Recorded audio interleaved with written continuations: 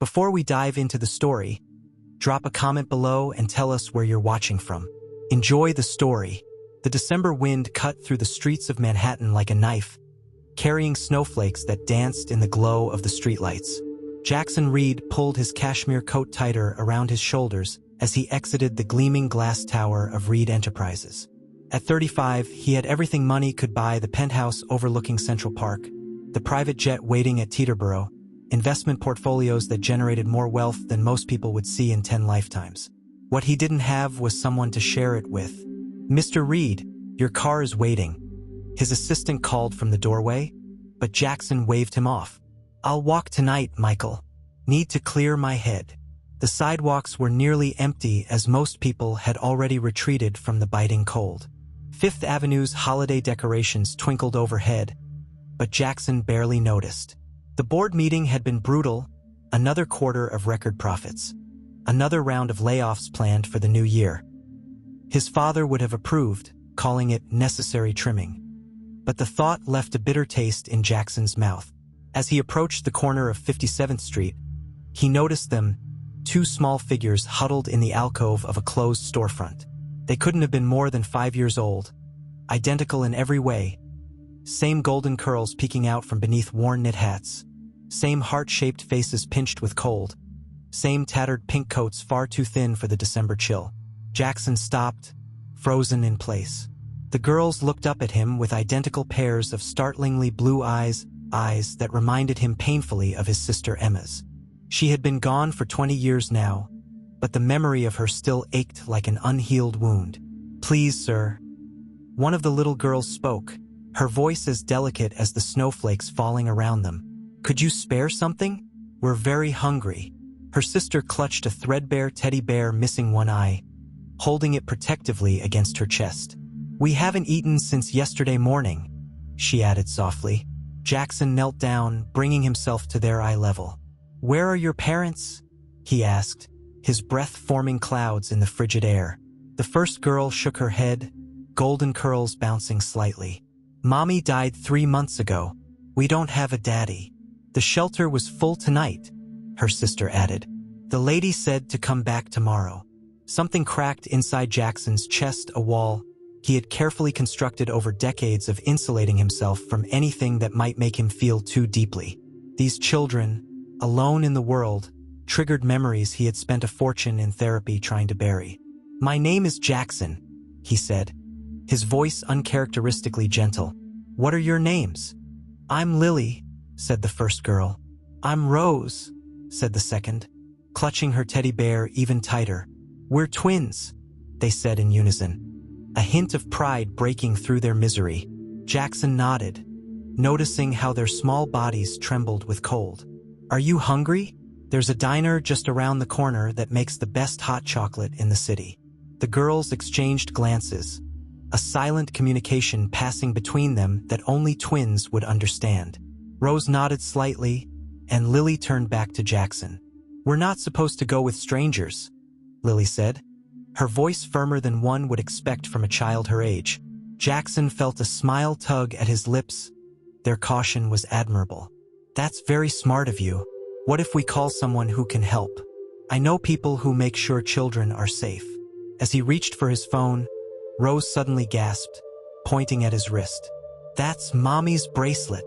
Jackson froze, his eyes dropping to the simple silver chain on his wrist, the one Emma had given him before she died. "What did you say?" "It looks just like Mommy's special bracelet," Lily explained. "She said it was from someone she loved very much." Jackson's heart began to pound so loudly, he was sure the girls could hear it. "What was your mother's name?" he asked, his voice barely above a whisper. "Emma," Rose said. "Emma Miller." At that moment, the first tear slid down Jackson's cheek, followed by another and another. The world around him blurred as 20 years of carefully constructed barriers shattered in an instant. "She never told us she had a brother," Lily said, her brow furrowed in confusion. "Are you our uncle?" Unable to speak, Jackson could only nod as he stared at the living echoes of his sister's face. How had he not seen it immediately? They had Emma's eyes, her smile, even the small dimple that appeared when they frowned. The nieces he never knew he had stood before him, homeless and hungry on a freezing December night, and nothing would ever be the same again. Jackson wiped away his tears with a trembling hand, struggling to compose himself as he looked at the twin faces of his sister's daughters. The resemblance to Emma was unmistakable, like looking at ghosts from his past. "Yes," he finally managed, his voice thick with emotion. "I'm your uncle. I didn't know Emma had children. We lost touch years ago." Rose clutched her teddy bear tighter. "Mommy said her family was gone. She cried sometimes looking at a picture she kept in her special box. The one with the boy by the lake," Lily added. "Was that you?" Jackson nodded, memories flooding back of summer days at their grandparents' cabin in Vermont. The last place they'd been happy together as a family before the accident that changed everything. "Come," he said, standing and offering his hands. "Let's get you somewhere warm." The girls hesitated, but the bitter cold made the decision for them. They each took one of his hands, their tiny fingers like ice against his skin. In the warmth of his waiting car, Jackson wrapped them in cashmere blankets kept for chilly nights. The twins sat huddled together, their eyes wide as they took in the leather interior and the privacy partition separating them from the driver. "Is this your car?" Lily asked, her voice filled with wonder. "It is," Jackson replied, still struggling to process the reality before him. "Where have you been staying since your mother passed?" "With Ms. Whitaker first," Rose explained. "She was Mommy's friend from work, but her daughter got sick, so we went to the shelter." "The shelter was nice," Lily added quickly, "but it got full. Miss Patel said we could come back tomorrow." Jackson's jaw tightened at the thought of these children. His nieces, shuffled from place to place, ultimately left on the streets. "You won't be going back to the shelter," he said firmly. "You'll stay with me tonight, and we'll figure everything out." As the car glided through Manhattan's snowy streets toward his penthouse, Jackson made a series of calls to his lawyer, to a social worker he knew through his charitable foundation, to his housekeeper to prepare rooms for the girls. The twins listened to his conversation, their eyes growing heavier as the car's warmth and their exhaustion took hold. By the time they reached his building, they were leaning against each other, barely awake. In the private elevator to his penthouse, Jackson watched them fighting sleep. "How old are you two?" he asked gently. 5.5, they answered in unison. 5.5. The math didn't add up. Jackson had lost contact with Emma nearly 12 years ago, after their parents' funeral. She'd blamed him for not being there when the car accident happened, for being away at college while she was left to identify their bodies at 16. The argument had been explosive, final. She'd disappeared afterward, changing her name and vanishing so completely that even his hired investigators couldn't locate her. What had happened in those missing years? Why had Emma never tried to contact him after having children? And most importantly, who was the father of these girls who looked so much like his sister? As the elevator doors opened to his penthouse, Jackson made a silent promise to the sister he'd failed to protect. He would not fail her daughters. But something told him that uncovering the truth about the past 6 years would shake the very foundation of everything he thought he knew about his sister and himself. "Welcome home," he said to the girls, his voice catching on the word home. For the first time in years, the empty penthouse felt like it might become one. Morning light streamed through the floor-to-ceiling windows of Jackson's penthouse, casting long shadows across the polished marble floors. He hadn't slept, spending the night making calls and researching everything he could about his sister's life after she disappeared. He stood in the doorway of the guest bedroom where the twins slept peacefully, their small bodies curled toward each other even in sleep. The sight caused a physical ache in his chest. These children were the last connection to Emma, yet they were complete strangers to him.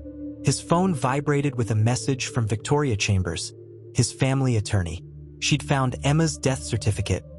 Pneumonia complications, 3 months ago. No father listed on the twins' birth certificates. Just like Emma to face everything alone, too stubborn to ask for help even at the end. The smell of coffee and breakfast drew him to the kitchen where Mrs. Gonzalez, his housekeeper, worked quietly. "The little ones will be hungry when they wake," she said, her eyes soft with concern. Children that age shouldn't be so thin. Before Jackson could respond, a small voice called from the hallway. Where are we? Lily stood there, hair tousled from sleep, Rose half hidden behind her. Always the protector, Jackson noted. You're in my home, he answered gently. Do you remember last night? I'm your Uncle Jackson. Recognition dawned in their identical blue eyes. Rose stepped forward, clutching her worn teddy bear. Is that food? She asked cautiously, as if afraid the answer might be no. Yes, sweetheart. Mrs. Gonzalez made breakfast for you. Are you hungry? They nodded eagerly, approaching the counter with the careful steps of children accustomed to disappointment. As they ate with the focused determination of those who knew hunger too well, Jackson observed them closely. They wore matching pajamas Mrs. Gonzalez had quickly purchased last night, the first new clothes they'd had in months, judging by their reaction. Did you sleep okay? He asked, keeping his voice casual. Your beds are very soft, Rose said between bites of pancake. Like clouds, Lily added. Mommy would have liked it here. Jackson swallowed hard. I wish I could have helped your mom. I looked for her for a long time. The twins exchanged a glance, that silent communication passing between them again. Mommy said the man in the silver car was looking for her, Lily whispered. She said we had to be very careful. Jackson froze. What man in the silver car? The angry man, Rose said, her voice dropping even lower. The one who made Mommy cry. She said he wanted to take us away. A chill ran down Jackson's spine. Did this man have a name? The twins shook their heads in unison. But Mommy kept a special box, Lily offered, with important papers and pictures. She said if anything happened to her, we should find the box. Where is this box now? Jackson asked, trying to keep his voice steady. At Ms. Whitaker's house, Rose answered. In the closet where we slept. Jackson checked his watch. His meeting with the social worker was in an hour, but this couldn't wait. Emma had been hiding from someone who frightened her enough to live in poverty rather than risk being found. We're going to visit Ms. Whitaker today, he told the twins, and we're going to find that box. As he helped them dress in the new clothes Mrs. Gonzalez had brought, Jackson couldn't shake the feeling that finding Emma's box wouldn't just answer questions about the past. It would open the door to dangers his sister had died trying to escape, and now those dangers might be coming for her daughters. Ms. Whitaker's apartment was in a rundown building in Queens, a stark contrast to Jackson's luxurious penthouse. The twins grew quieter as they approached, their small hands gripping his tighter. Are you okay? Jackson asked as they climbed the stairs to the third floor. Mommy got sick here, Rose whispered. She couldn't stop coughing. Lily nodded solemnly. Ms. Whitaker tried to make her go to the doctor, but Mommy said it wasn't safe. Before Jackson could process this, the apartment door opened. A tired-looking woman in her 50s appeared, surprise crossing her face at the sight of the twins. Lily, Rose. She knelt down, embracing them. I've been so worried. The shelter called saying you never returned. She stopped abruptly, finally noticing Jackson. Her expression immediately hardened. Who are you? Jackson Reed. I'm their uncle, Emma's brother. Ms. Whitaker's face paled. Emma never mentioned a brother. We were estranged, Jackson admitted. I didn't know about the girls until last night when I found them on the street. She ushered them inside, her small apartment cluttered but clean. Family photos covered the walls, a stark reminder of what the twins had lost. The girls mentioned a box Emma kept, Jackson said after explaining the previous night's events. They said it's here. Ms. Whitaker hesitated. Emma made me promise never to give that to anyone except the girls when they were older. Please, Ms. Whitaker, Lily pleaded. Uncle Jackson is helping us. After a long moment, the woman nodded. Wait here. She disappeared into a bedroom, returning with a battered metal lockbox. Emma kept this hidden. She'd check it almost every night. Jackson took the box, feeling its unexpected weight. Do you have the key? Emma wore it around her neck. Always. Ms. Whitaker's eyes filled with tears. It should still be with her personal effects at the hospital where she glanced at the twins, unable to finish. I understand, Jackson said quietly. Rose tugged at his sleeve. Mommy showed us a secret, she whispered. For emergencies. The twins knelt beside the box. Lily turned it upside down, revealing a small compartment expertly hidden in the bottom. Inside was a key. Clever, Emma, Jackson murmured, pride mixing with grief. The lock clicked open. Inside lay several envelopes, a USB drive, a worn photograph of teenage Emma and Jackson at the lake, and most surprisingly, a thick stack of cash. She was saving to move again, Ms. Whitaker explained. Emma never stayed anywhere more than 6 months. Jackson lifted out a sealed envelope with his name written in his sister's handwriting. His hands trembled as he opened it. Girls, why don't you show me your favorite books? Ms. Whitaker suggested tactfully, leading the twins to a small bookshelf. Alone with the letter, Jackson began to read. Jackson, if you're reading this, I'm gone, and somehow my girls found their way to you. I've imagined this moment countless times, you meeting Lily and Rose, seeing your own eyes looking back at you. Yes, they're yours. Not biologically, but in every way that matters. The girls believe I'm their mother because that's the safest truth they could know. The reality is I rescued them as infants. Their real mother was Catherine Wheeler, my roommate and best friend. Their father was Richard Blackwood, the man I've been running from for 5 years. Richard doesn't know they're alive. He thinks they died with Catherine in the accident he arranged when she tried to leave him. I was there that night. I saw what he did. I took the girls and ran. He's still looking for me, for us. He'll never stop. I'm sorry for everything, for shutting you out when I needed you most. Please protect them, Jackson. They're all that's left of Catherine, and they've become my whole heart. Your sister, Emma. Jackson looked up at the twins. Not his nieces, but girls his sister had died protecting from a monster who believed they were already dead. And now he was all that stood between them and the truth. Jackson folded Emma's letter with shaking hands, his mind reeling. The girls weren't his nieces by blood, but they were Emma's by choice, and now his responsibility. He glanced over at Lily and Rose, who were showing Ms. Whitaker their favorite picture book, blissfully unaware that their entire history had just been rewritten. Did Emma ever mention Richard Blackwood to you? Jackson asked Ms. Whitaker quietly. She shook her head. Emma never spoke about her past, but sometimes she'd wake screaming from nightmares. And there were the panic attacks whenever a silver car would park on the street. She hesitated. Once, when she was feverish, she mentioned someone named Catherine. I assumed it was a relative. Jackson nodded, processing this information. I need to take the rest of Emma's things. These girls are in danger, and I need to understand exactly what we're facing. While Ms. Whitaker helped the twins gather their few belongings, Jackson examined the other contents of the box. The USB drive was encrypted.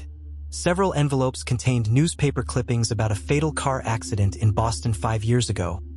Catherine Wheeler, 28, killed when her car went off a bridge. No mention of children. Another envelope held birth certificates for Lily and Rose Wheeler, along with adoption papers Emma had started but never completed. At the bottom of the box lay a small, wrapped package.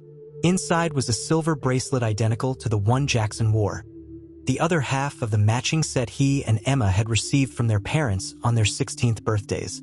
Emma kept it all these years, he whispered, fighting back tears. Mr. Reed, Ms. Whitaker called softly. There's something else you should know. She led him to a small closet where the twins had slept. Moving aside a loose floorboard, she revealed a hidden compartment containing a handgun and a burner phone. I found these after Emma died. I didn't know what to do with them. Her eyes reflected fear. Whatever she was running from, it was serious enough that she felt she needed protection. Jackson stared at the gun, a final testament to his sister's desperation. Thank you for showing me this, and thank you for caring for them when Emma couldn't. On the drive back to Manhattan, Jackson called Victoria Chambers again. I need everything you can find on Richard Blackwood and a Catherine Wheeler who died in Boston 5 years ago. And I need security for my penthouse, Immediately, the twins sat quietly in the back seat, clutching their few possessions. They seemed to sense the tension radiating from him. "Are we going back to your cloud beds?" Rose asked softly. Jackson forced a smile. "Yes, sweetheart. And I was thinking we might get some new clothes and toys for you too." Their eyes widened in identical expressions of surprise and hope. "Real toys?" Lily whispered. "Like in the store windows?" The simple question broke something in Jackson's heart. While he'd been building his empire, his sister had been living in poverty, raising these children in fear, sacrificing everything to keep them safe.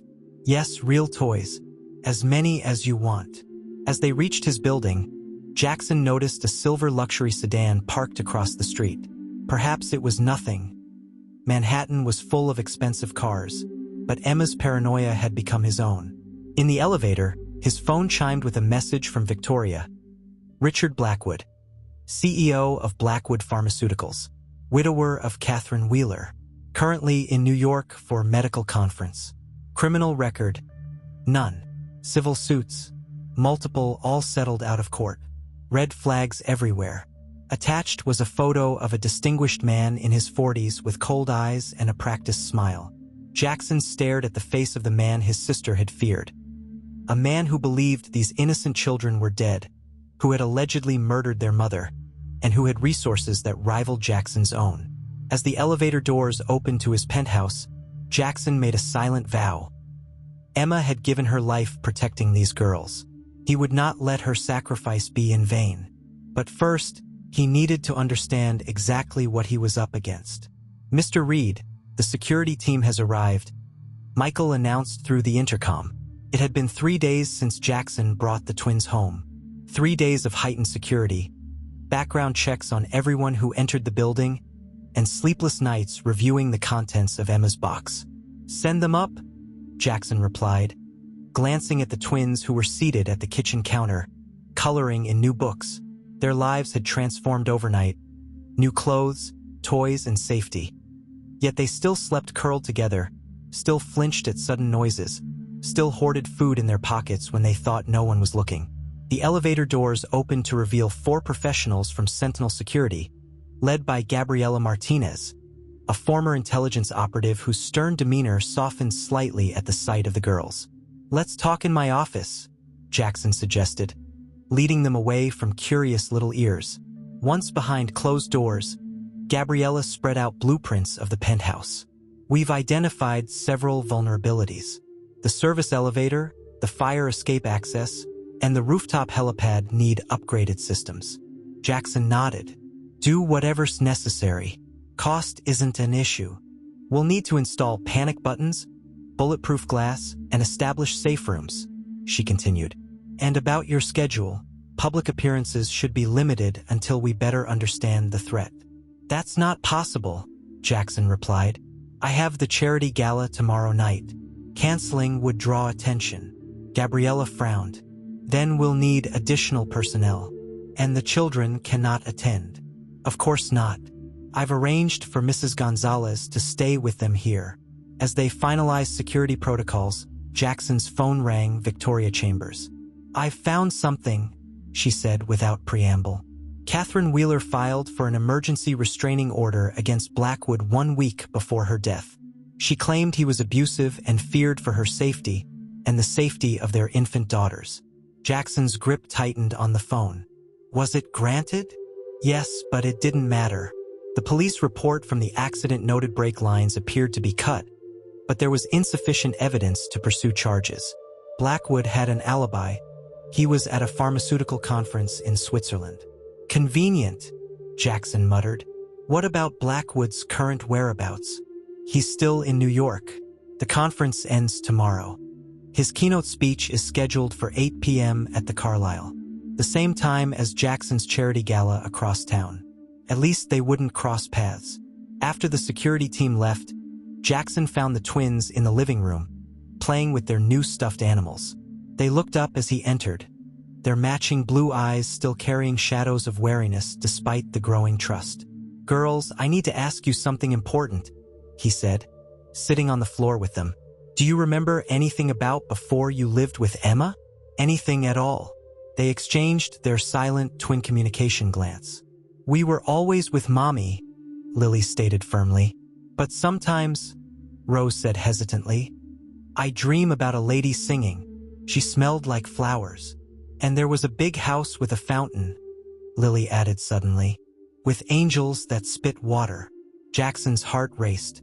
Catherine Wheeler's family estate in Massachusetts had a fountain exactly like that. He'd seen it in photos during his research. Did you ever see a man there? In the house with the fountain. The twins' faces clouded simultaneously. The shouting man, Lily whispered. He made the singing lady cry. Rose clutched her teddy bear tighter. Mommy said he's gone and can't find us. Jackson pulled them both into a gentle hug, breathing in the scent of their shampoo, feeling their small hearts beating against his chest. They remembered. Somewhere in their subconscious, the trauma lingered. You're safe now, he promised, hoping it wasn't a lie. I won't let anyone hurt you. That night, after tucking the twins into bed, Jackson returned to his office where Emma's encrypted USB drive waited. He tried every password he could think of, their childhood addresses, parents' names, birthdays. On impulse, he typed, Liliandro Sierra not dead. The drive unlocked, revealing hundreds of files. Evidence Emma had gathered against Richard Blackwood. Photos of Catherine's bruises. Recordings of threats. Financial documents showing millions funneled to offshore accounts. And most damning of all, security footage from the night Catherine died, showing a man tampering with her car. A man whose face was clearly visible despite his cap. Richard Blackwood hadn't just orchestrated Catherine's murder. He'd done it himself. The charity gala was in full swing. The ballroom of the Plaza Hotel transformed into a winter wonderland of crystal and silver. Jackson moved through the crowd with practiced ease, shaking hands, making small talk, all while his mind remained fixated on the twins' safe in his penthouse. Jackson read, As I live and breathe. A silvery voice cut through his thoughts. Eleanor Blackwood, Richard's mother and matriarch of the Blackwood pharmaceutical empire, stood before him in diamonds and midnight blue silk. I was beginning to think you were avoiding me. Jackson forced a smile. Eleanor, always a pleasure. She studied him with shrewd eyes. I heard the most curious thing. My sources tell me you've suddenly become a family man. 2 little girls? How unlike you to keep such news quiet. Jackson's blood ran cold. How could she possibly know about the twins? He'd been careful. Your sources are mistaken, he replied smoothly. Though I'm flattered by your interest in my personal life. Eleanor's smile didn't reach her eyes. We've both built our empires on information, Jackson. Don't insult me with denials. She sipped her champagne. Richard would love to congratulate you personally. He's across town tonight, but perhaps dinner next week. The implied threat hung in the air between them. I'll check my schedule, Jackson answered noncommittally. If you'll excuse me. He moved away, immediately texting Gabriella. Security breach. Someone knows about the girls. Check on them now. The response came seconds later. All secure. No unusual activity. Jackson was considering leaving early when his phone rang. Mrs. Gonzalez. Mr. Reed. Her voice trembled. A package was delivered for the girls. The doorman sent it up before security could check it. Don't open it, he commanded. Lock yourselves in the safe room. I'm on my way. He was halfway to the exit when Victoria intercepted him. We have a problem, she whispered urgently. Richard Blackwood just entered the building. Jackson froze. He's supposed to be at the Carlisle. His speech was canceled. He's here with a delegation from Boston General discussing a partnership with your medical foundation. The universe couldn't be this cruel. Jackson scanned the room frantically and spotted him. Richard Blackwood in the flesh, tall and imposing in a perfectly tailored tuxedo, speaking with the hospital's chief of medicine. I need to leave. Now. Victoria gripped his arm. If you rush out the moment he arrives, it will look suspicious. Give me 5 minutes to create a diversion. 3 minutes, Jackson countered, already texting Mrs. Gonzalez to remain in the safe room. Those 3 minutes stretched like an eternity. Jackson positioned himself behind a large ice sculpture, watching Blackwood through the distorted crystal. The man exuded confidence and charm, but Jackson could see the coldness in his eyes, the same coldness captured in Emma's hidden videos. Finally, Victoria approached Blackwood's group, deliberately spilling wine on the hospital director's wife. In the ensuing commotion, Jackson slipped away, taking the service elevator to avoid being seen. His driver broke multiple traffic laws, getting him home in record time. The security team met him in the lobby. The package was scanned, Gabriella reported as they rode up. No explosives or biological agents detected. The girls, still in the safe room with Mrs. Gonzalez. They're frightened but unharmed. The penthouse was eerily quiet when they entered. Gabriella used her security code to unlock the safe room, revealing Mrs. Gonzalez sitting on the floor with a twin tucked under each arm, reading them a story. "Uncle Jackson!" they cried in unison, running to him. He knelt, embracing them tightly, his heart still racing. "Are you okay?" They nodded, but their eyes betrayed their fear. "The box made a sound," Lily whispered. Jackson turned to Gabriella. "Where is it?" She led him to the kitchen counter where a beautifully wrapped package sat. High-end paper, silver ribbon, no card. "It made a tinkling sound," Mrs. Gonzalez explained. "Like music." Gabriella carefully cut the ribbon and opened the lid. Inside lay two identical porcelain dolls with golden curls and blue eyes, miniature replicas of the twins. Between them, a small silver music box played a haunting lullaby. Attached was a note in elegant handwriting, to replace what was lost. Some things should not stay buried. E.B. Eleanor Blackwood's message couldn't be clearer. She knew the twins were alive, and she had found them. Their carefully constructed safety had just shattered. "Pack only essentials," Jackson instructed Mrs. Gonzalez as he carried the still-sleeping twins from their bedroom. It was 3 a.m., less than 5 hours since the disturbing package arrived. "We leave in 15 minutes. The housekeeper nodded, already filling small backpacks with clothing and comfort items. After discovering the dolls, Jackson had implemented the emergency evacuation plan Gabriella had prepared. He gently placed Lily and Rose on the sofa, their small bodies limp with sleep. In the soft glow of the nightlight, they looked impossibly vulnerable. "Sir," Michael whispered, entering the penthouse with Gabriella. "The jet is ready at Teterboro. Security has cleared the route." Jackson nodded, his mind racing through contingencies. The Blackwoods now knew the twins were alive, and with him, the carefully constructed anonymity Emma had maintained for 5 years had been breached. "What about the evidence?" Victoria asked, gesturing toward Emma's lockbox and the damning USB drive. "Duplicates are with the 3 law firms we discussed," Jackson confirmed. "If anything happens to me, the evidence goes public and to the FBI simultaneously. It was their insurance policy, though cold comfort if the worst occurred." Jackson had spent the hours since the gala making arrangements, transferring funds to untraceable accounts, establishing new identities, securing safe houses across multiple countries. "Sir," Gabriella interrupted, "we need to move now. Our window of optimal security is closing." Jackson knelt beside the twins, gently waking them.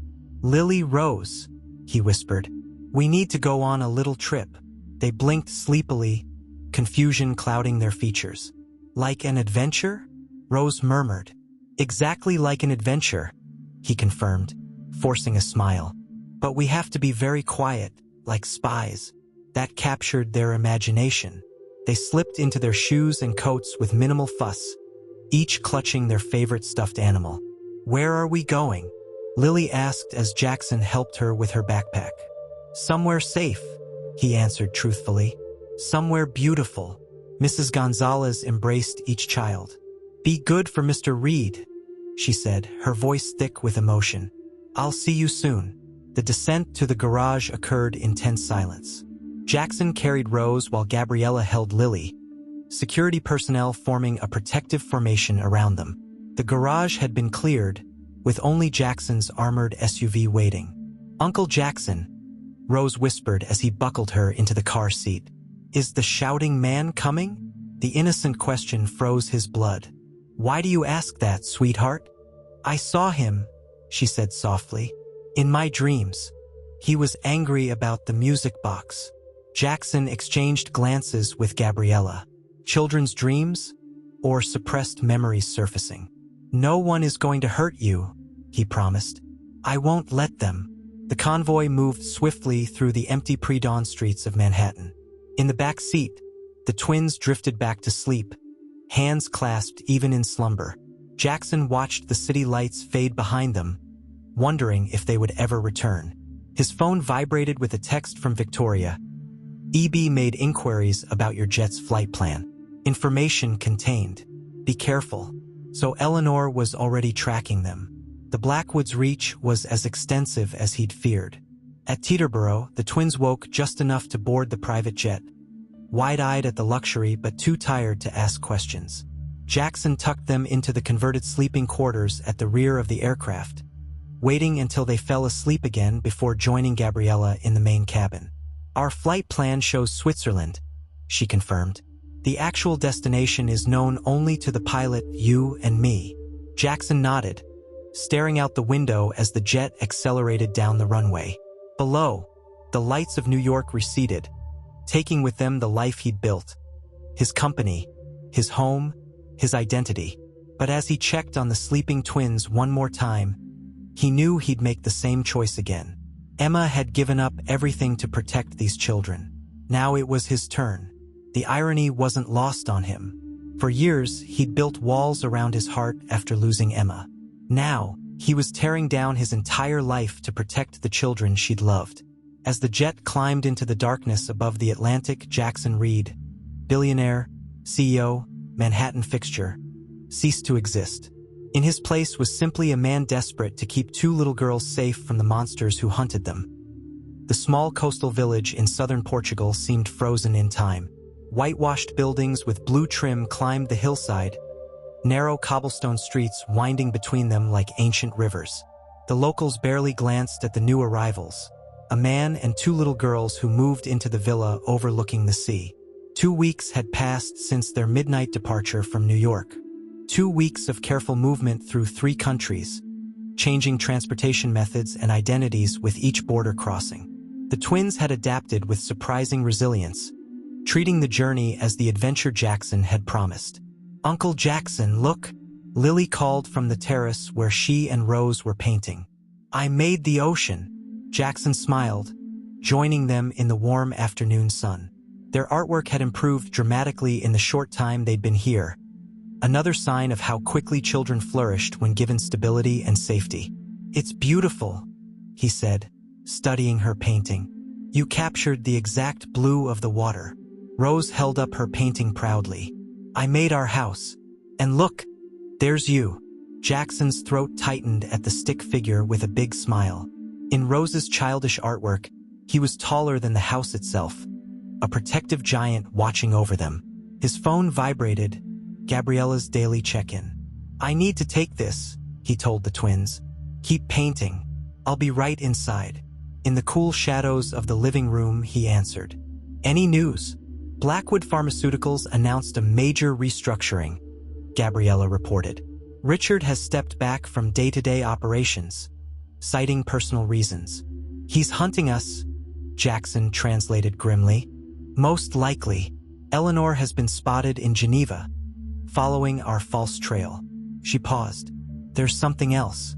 Catherine Wheeler's parents have released a statement asking for information about their missing granddaughters. They're offering a reward. Jackson frowned. After 5 years of silence? That's Blackwood's doing. Almost certainly, he's creating legitimate channels to search for the girls. After ending the call, Jackson checked the security monitors, a habit that had become second nature. The perimeter was clear, the village quiet in the late afternoon heat.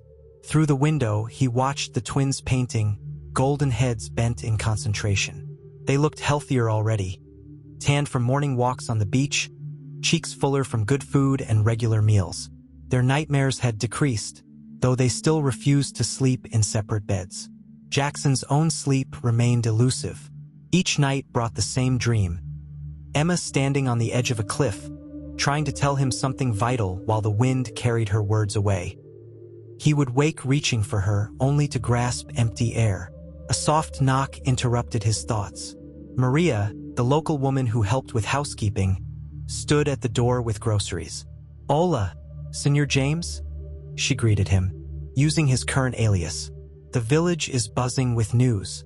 A famous American has rented the Villa Marinia for the summer." Jackson kept his expression neutral. "Oh, who is it?" "A doctor, they say. Very rich. He arrived with many people, security, assistants." She lowered her voice conspiratorially. "They say he has come for his health, to recover from grief." Cold dread washed over Jackson. Villa Marinia was less than 3 kilometers away, the largest estate in the area. "Did you happen to hear this doctor's name?" he asked casually. "Blackwood, I think. Dr. Richard Blackwood." Jackson's mind raced as he thanked Maria and helped her unpack the groceries. Couldn't be coincidence. Somehow, Blackwood had traced them to this remote village. But how? They'd been meticulously careful. No credit cards, no phones linked to their real identities, no contact with anyone from their past. As Maria left, Jackson returned to the security monitors, scanning every angle of the property. Nothing seemed amiss, yet the sense of being watched prickled at his consciousness. Outside, the twins continued painting, blissfully unaware that their past had found them once again. The sun glinted off something on the hillside above the villa. Just for a moment, a flash like light on glass. A telescope, or a camera lens. They had to leave. Tonight. Darkness had fallen by the time Jackson finished preparations. 3 backpacks waited by the rear door, essentials only, including Emma's lockbox and the evidence against Blackwood. The twins slept peacefully, unaware of the hurried exodus to come. Jackson moved silently through the villa, checking security monitors one last time. Their transportation would arrive in 20 minutes. A local fisherman who asked no questions in exchange for generous payment. He was about to wake the twins when his phone vibrated with an incoming message. A video call from an unknown number. Against better judgment, he answered. Richard Blackwood's face filled the screen, silver-streaked hair perfectly styled despite the late hour. His smile was glacial, eyes hard as flint. "Mr. Reed, how wonderful to finally speak with you directly." Jackson's mind raced. Had their communications been compromised? Was Gabriella safe? "Blackwood," he acknowledged coldly. "What do you want? Please, let's dispense with the pretense. You know exactly what I want." Richard's camera panned slowly, revealing the opulent interior of Villa Marinia, before returning to his face. "My daughters." "Your daughters are dead," Jackson replied evenly. "Along with their mother. Isn't that what you told the police?" A flash of rage crossed Richard's features before his mask of civility returned. "A tragic misunderstanding. You see, after the accident, certain opportunists took advantage of the situation. Kidnapped my baby girls while I was overcome with grief." "Is that the story you're telling now?" Jackson fought to keep his voice steady. "Not very convincing." "It doesn't need to be convincing, Mr. Reed. It only needs to be official." Richard's smile widened. "The authorities in 3 countries are currently searching for a child abductor who matches your description. Interpol is quite interested, especially given the evidence." "What evidence?" "Security footage showing you leaving New York with 2 sedated children. Financial transfers suggesting preparations for disappearing. And of course, testimony from my dear mother about your strange behavior at the gala." Richard's tone was almost conversational. "The grieving grandfather narrative is quite compelling, don't you think?" Jackson's mind worked furiously. If Blackwood had manipulated law enforcement, conventional escape routes would be compromised. "What do you really want, Blackwood?" "I want what's mine." All pretense vanished from Richard's voice. "Those girls are Blackwood heirs, the only living link to Catherine. Did you think I wouldn't tear apart the world to find them?" "Catherine was running from you," Jackson countered. "She was afraid for her life, and theirs. Catherine was unstable, paranoid, The courts would have recognized that eventually. Richard leaned closer to the camera. Here's what happens now. You bring my daughters to Villa Marinha by dawn. We conclude our business quietly. You return to your life in New York, and I take my family home. And if I refuse, then Portuguese authorities arrest you for kidnapping, the girls enter protective custody, and I arrive as their distraught grandfather to claim them. His smile was reptilian. After a suitable period of grief counseling, of course. Which option sounds less traumatic for Lily and Rose? The sound of their names on his lips made Jackson's blood boil. You'll never touch them.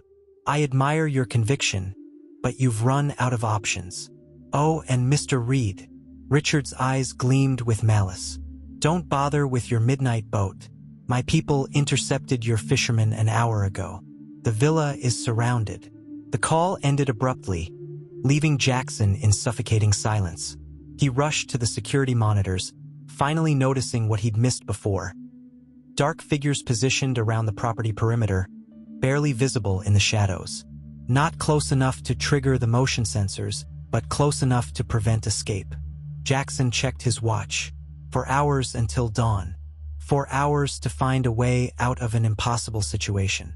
For the first time since finding the twins on that snowy Manhattan street, Jackson Reed felt truly trapped. Jackson knelt beside the sleeping twins, his mind racing through increasingly desperate options. Blackwood had outmaneuvered him, cutting off escape routes and weaponizing law enforcement. But one advantage remained: Emma's meticulous contingency planning. Gently, he woke the girls. "Lily, Rose," he whispered. "Remember our spy game? It's time to play again." They blinked drowsily, but years of sudden moves with Emma had trained them well. Within minutes, they were dressed in dark clothing, following Jackson's instructions with solemn focus. "Where are we going?" Lily asked, voice barely audible. "Somewhere even safer," Jackson answered, leading them to the back of the linen closet where he revealed a hidden panel. Part of the escape route he'd insisted on when renting the villa. The narrow passage led to a maintenance tunnel that ran beneath several properties on the hillside, an old emergency route from when the villa had been a safe house during World War II. Jackson had discovered it during his security assessment, but had kept it off all official renovation plans.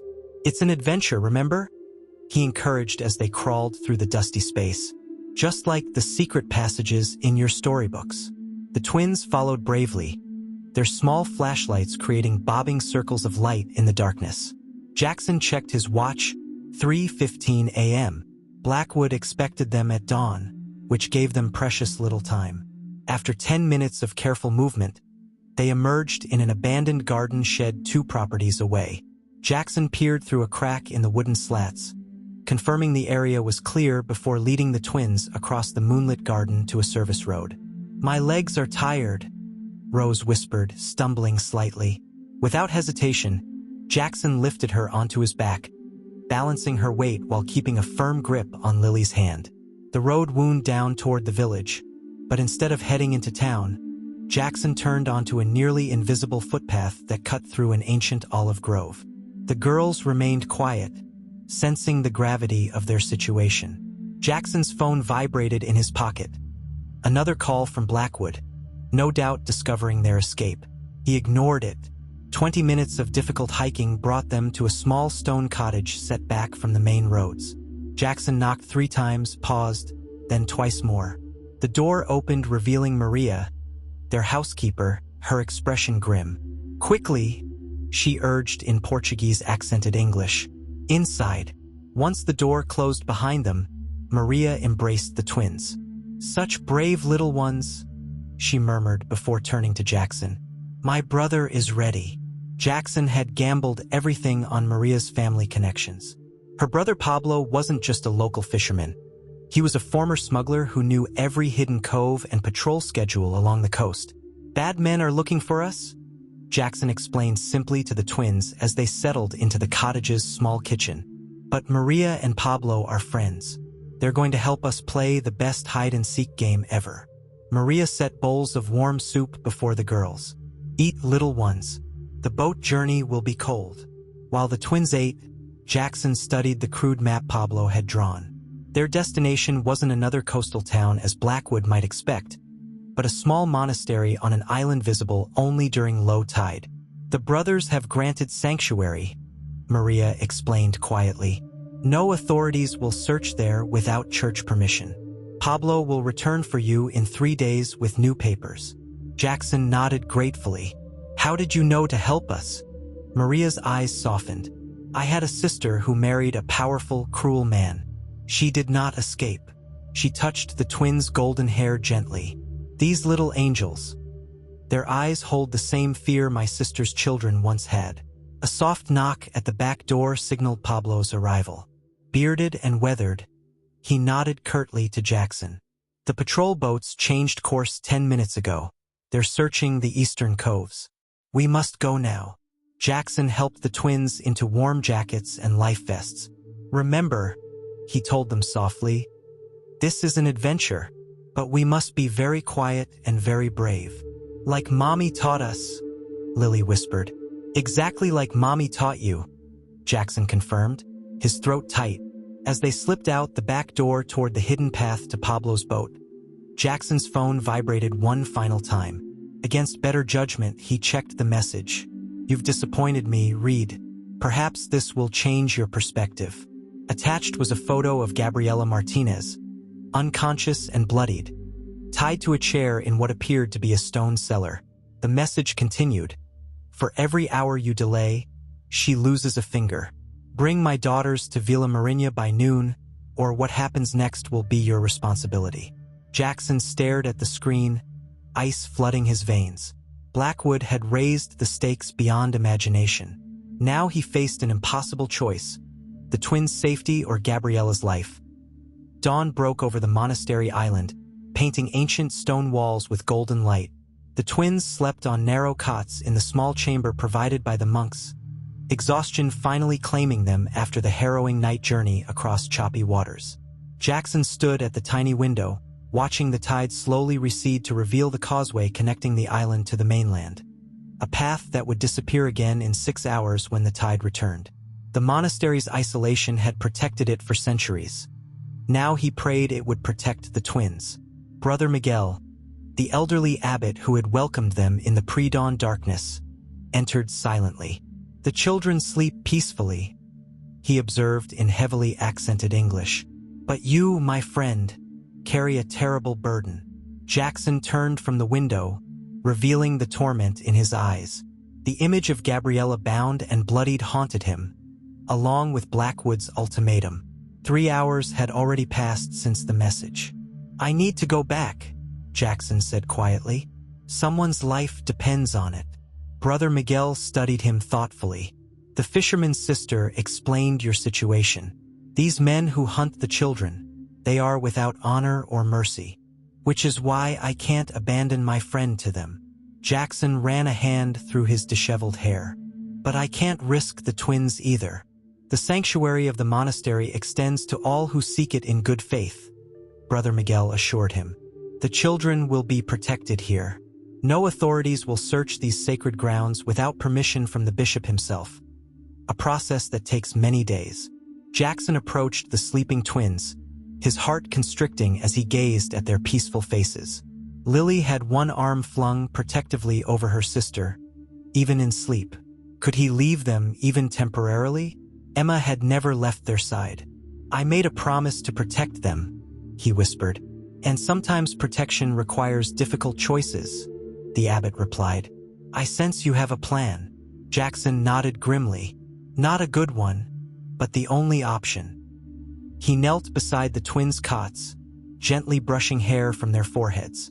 The touch caused Lily to stir, her eyes fluttering open. Uncle Jackson? She murmured sleepily. I'm here, sweetheart, he reassured her. You're safe in the monastery now. The brothers will take care of you for a little while. Alarm registered in her young face. You're leaving, just for a short time, he promised. I need to help a friend who's in trouble. Rose awakened at the sound of their voices, immediately sensing the tension. Is it the shouting man? She asked, her voice small with fear. Jackson hesitated, then nodded. These children had survived by being prepared for danger, not by being sheltered from it. Yes, but he can't find you here. This is a special place where you'll be protected. But who will protect you? Lily asked, her blue eyes, so like Emma's, filling with tears. Jackson forced a smile. I'll be fine. I have a plan. And when it's safe, we'll be together again. He embraced them both, memorizing the feel of their small bodies against his chest, the scent of salt water in their hair, the warmth of their trust. If his plan failed, this might be goodbye. Brother Miguel and the monks will take care of you, he explained, withdrawing Emma's lockbox from his backpack. And I need you to keep this safe. It contains everything your mommy wanted to protect. The twins nodded solemnly, accepting the responsibility as Brother Miguel placed a gentle hand on each of their shoulders. We will guard them with our lives, the abbot promised. Jackson stood, steeling himself for what lay ahead. If I don't return by the next low tide, give this to Pablo. He handed Brother Miguel a sealed envelope containing instructions and account information. He'll know what to do. As he prepared to depart, Rose suddenly rushed forward, pressing her cherished teddy bear into his hands. Take Mr. Whiskers, she insisted. He's brave. He'll help you fight the shouting man. Jackson knelt one last time, accepting the worn bear with the gravity the gift deserved. I'll bring him back to you, he vowed. A promise that encompassed far more than the return of a stuffed toy. With one final look at the twins, these children who had somehow become the center of his world in mere weeks, Jackson stepped out into the morning sun, a man walking willingly into the lion's den. Behind him, Brother Miguel began leading the twins deeper into the monastery, away from windows and prying eyes. Ahead lay Villa Marinia and Richard Blackwood, and somewhere between, Gabriella waited, her life measured in hours. Villa Marinia stood like a pristine fortress on the hillside, its white walls gleaming in the midday sun. Security personnel in casual clothing patrolled the perimeter, their vigilance betrayed by earpieces and concealed weapons. Jackson approached openly, hands visible, a solitary figure walking up the winding driveway. He'd abandoned stealth. Blackwood knew he was coming. The weight of Rose's teddy bear in his jacket pocket served as a tangible reminder of what was at stake. 2 guards intercepted him halfway up the drive, efficiently searching him for weapons before escorting him to the villa's sun-drenched terrace. Richard Blackwood sat at a glass table overlooking the sea, sipping espresso as casually as if awaiting a business associate. Mr. Reed, he greeted, gesturing to the chair opposite him. Right on time. I appreciate punctuality. Jackson remained standing. Where's Gabriella? Blackwood smiled thinly. Direct, aren't we? Your security expert is alive, though somewhat worse for wear. Her future condition depends entirely on this conversation. He motioned again to the empty chair. Please sit. Coffee? I didn't come for refreshments, Jackson replied coldly, but took the seat. Strategy demanded he play along for now. No, you came because you realized your position is untenable. Blackwood set down his cup with precision. Which brings us to the question. Where are my daughters? Safe, Jackson answered. Beyond your reach. Rage flashed across Blackwood's face before his mask of civility returned. Nothing is beyond my reach, Mr. Reed. Surely recent events have demonstrated that. He leaned forward. Let me be clear. I will recover my daughters. The only variable is how many people suffer in the process. They're not possessions to be recovered, Jackson countered. They're children who deserve safety and love. Spare me your sanctimony. Blackwood's voice hardened. You've known them for what, a month? I've searched for 5 years. 5 years of emptiness after that thief Emma Fletcher stole them from me. After you murdered their mother, Jackson corrected quietly. Blackwood's expression didn't change. Unproven allegations from an unstable woman. Catherine's death was a tragic accident, as all official records show. We both know what really happened. What we know and what can be proven are different matters entirely. Blackwood gestured to an aide who placed a leather portfolio on the table. I've prepared a reasonable proposal. The girls return to my custody today. You sign these documents confirming you found them abandoned and temporarily cared for them while locating their rightful guardian. He slid the portfolio across the table. In exchange, your security associate goes free, all criminal inquiries against you disappear, and you receive $50 million for your trouble. Quite generous, I think. Jackson left the portfolio untouched. And if I refuse? Then Ms. Martinez dies slowly. You face international kidnapping charges, and I still recover my daughters. After they endure the trauma of police raids, questioning, and custody battles. Blackwood's smile was venomous. Children are resilient, of course, but such experiences tend to leave lasting scars. Jackson's mind raced through contingencies. He needed to see Gabriella, confirm she was alive, buy more time.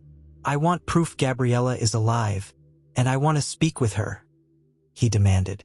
Blackwood studied him for a moment, then nodded to another aide who produced a tablet. The screen showed Gabriella in a stone cellar, bound to a chair but conscious. Her face was bruised, one eye swollen shut, but her expression remained defiant. As you can see, she's alive, though not enjoying our hospitality. Blackwood took back the tablet. You have until 3 p.m. to produce my daughters. After that, we move to a less civilized negotiation strategy. I need to see her in person, Jackson insisted, and I need assurances the twins won't be harmed. You're hardly in a position to make demands, Blackwood observed coldly. But very well, a show of good faith. He pressed a button on his phone. Bring Ms. Martinez to the terrace. And Mr. Reed, I don't harm children. I'm not a monster, despite what Emma may have told you. No, Jackson agreed, meeting Blackwood's gaze steadily. Monsters are recognizable. Predators like you wear perfect disguises. For a flicker of a moment, Blackwood's mask slipped, revealing something ancient and malevolent beneath his polished exterior. Then the door opened, and 2 guards dragged Gabriella onto the terrace. She could barely stand, but her eyes locked with Jackson's, communicating volumes in a single glance. You see? Alive as promised, Blackwood stated smoothly. Now, where are my daughters? Jackson reached for the portfolio, making a show of reviewing the documents. I need time to arrange their return safely. You have 2 hours, Blackwood replied, his patience visibly thinning. Not a minute more. As Jackson pretended to consider the papers, his hand slipped into his pocket, fingers closing around Rose's teddy bear, and the small recording device hidden inside it.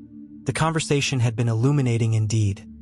The cellar beneath Villa Marinia was cool and damp, stone walls seeping centuries of moisture. Jackson sat beside Gabriella, who leaned against him, conserving her strength. That was a dangerous game you played up there, she murmured, wincing as he gently cleaned the cut above her swollen eye with a cloth provided by one of the guards. Necessary, he replied quietly, using the ministration to cover their conversation from potential listening devices. The twins are safe at St. Benedict's Monastery. Recognition flickered in her good eye. The tidal island. Smart. Blackwood's overconfident. He thinks he's won. Jackson dabbed at another laceration on her cheekbone. Can you move? She shifted slightly, testing her limits. Bruised ribs, possibly cracked. They were careful, damage without disability. I can manage if needed. The cellar door opened, and a guard entered with water and basic medical supplies as Blackwood had instructed. Another show of good faith in their grim negotiation. 1 hour until Mr. Blackwood expects your answer, the guard informed Jackson coldly. After he left, Jackson continued treating Gabriella's wounds, using the activity to survey the cellar thoroughly. 1 door, locked from outside. A small window near the ceiling, barred and too narrow for escape. No obvious surveillance cameras, but he couldn't be certain. I recorded our conversation, he whispered. His admission about searching for the twins for 5 years contradicts his public story that they died with Catherine. Not enough, Gabriella breathed. He'll claim he meant searching for their bodies, seeking closure. She was right. Blackwood was too careful for a simple verbal trap. But the recording was just one piece of a larger strategy. "Did you see Eleanor Blackwood during your captivity?" Jackson asked, his voice barely audible. Gabriella nodded minutely. Briefly, she seemed conflicted. Interesting. The matriarch had sent the unsettling gift, yet appeared less committed to her son's methods. A potential weakness in the Blackwood United Front. Jackson checked his watch 40 minutes until Blackwood's deadline. He needed to set the next phase in motion. "I'm going to give Blackwood what he wants," he stated loudly enough for any hidden microphones to capture. "The girls deserve to be with family. I was wrong to interfere." Gabriella's eye widened momentarily before she caught on. "You're making the right choice," she replied, matching his volume. "This has gone too far." Jackson stood, approaching the cellar door and knocking firmly. "I need to speak with Mr. Blackwood. I'm ready to arrange the handover." Minutes later, he was escorted back to the terrace where Blackwood waited, laptop open before him. "A wise decision," Blackwood commented, studying Jackson's face for deception. "Where are they?" "St. Benedict's Monastery," Jackson answered truthfully. "But access is complicated. The causeway is only passable during low tide, which occurs at 4:30 this afternoon." Blackwood frowned. "Convenient timing." "It wasn't planned," Jackson lied smoothly. "We reached the island before I received your message about Gabriella. The monks granted sanctuary. They won't release the twins to anyone but me. Then you'll return with my security team at low tide," Blackwood decided. "If you attempt anything foolish, Ms. Martinez dies." Jackson nodded gravely. "I understand, but I have conditions of my own." Blackwood's eyebrow raised.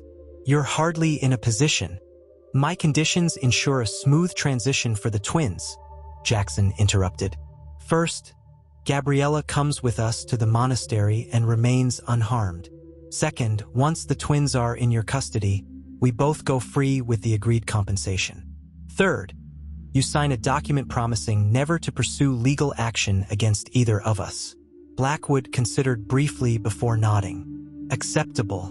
Though I'm curious, what changed your mind?" "You were right," Jackson replied, the lie bitter on his tongue. "They deserve family. Fighting you would only traumatize them further." A satisfied smile spread across Blackwood's face, the smile of a predator who believes his prey has surrendered.